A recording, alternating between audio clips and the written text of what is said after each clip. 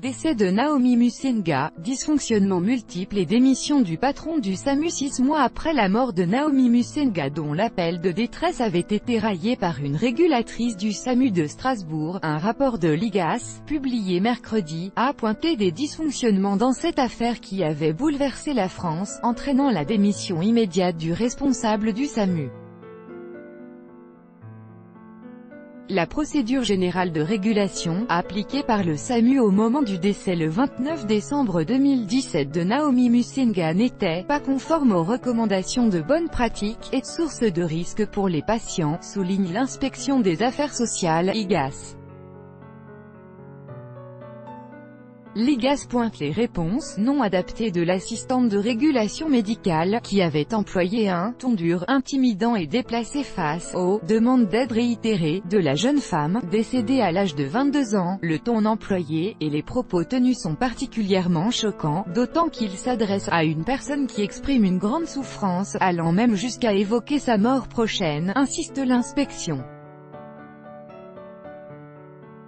Après la publication du rapport, les hôpitaux universitaires de Strasbourg ont annoncé avoir accepté la démission du responsable du SAMU, auquel l'IGAS reproche notamment un défaut d'accompagnement de la famille. Ce médecin, qui travaillait de longue date pour les U, avait présenté sa démission début mai, lorsque l'affaire avait éclaté, a indiqué à l'AFP le directeur des U, Christophe Gauthier. L'assistante de régulation, qui avait réceptionné l'appel de la victime, fait l'objet d'une suspension à titre conservatoire depuis le 9 mai. Une procédure disciplinaire sera également engagée à son encontre, selon M. Gauthier.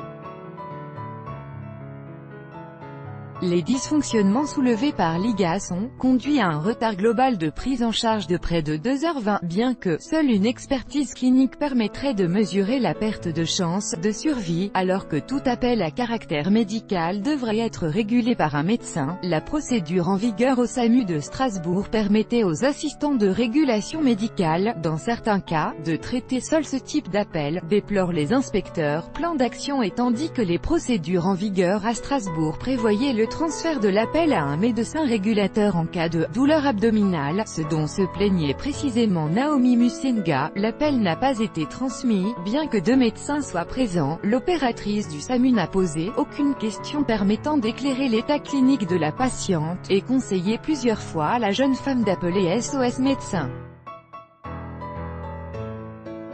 L'IGAS relève aussi que le transfert de l'appel entre l'opératrice des pompiers et sa collègue du SAMU s'est fait sur un ton moqueur. Face à cette situation, les inspecteurs ont appelé les U à élaborer, sans délai, un plan d'action, que le directeur de l'établissement s'est engagé à mettre en œuvre complètement. Dans un communiqué, 4 syndicats d'urgentistes ont constaté que les recommandations de l'IGAS étaient en parfait accord avec les leurs. Révélé début mai par l'hebdomadaire alsacien Ebidi, qui avait mis en ligne sur son site l'enregistrement de l'appel, l'affaire avait provoqué une vague d'indignation. Une semaine plus tard, 1 millier de personnes avaient défilé en silence à Strasbourg pour rendre hommage à la jeune femme et réclamer justice et vérité. Plus jamais ça, avait lancé sa mère devant la foule.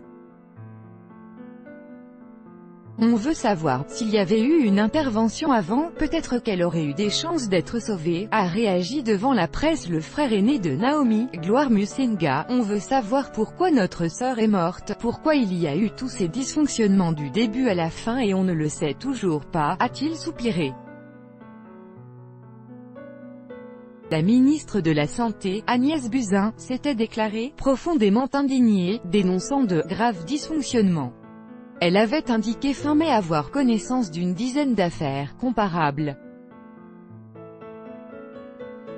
La ministre avait demandé aux urgentistes de lui faire des propositions d'ici au 1er juillet pour améliorer les pratiques dans 3 domaines, la formation des assistants de régulation, la refonte et l'harmonisation des procédures du SAMU au niveau national et l'instauration d'une démarche qualité.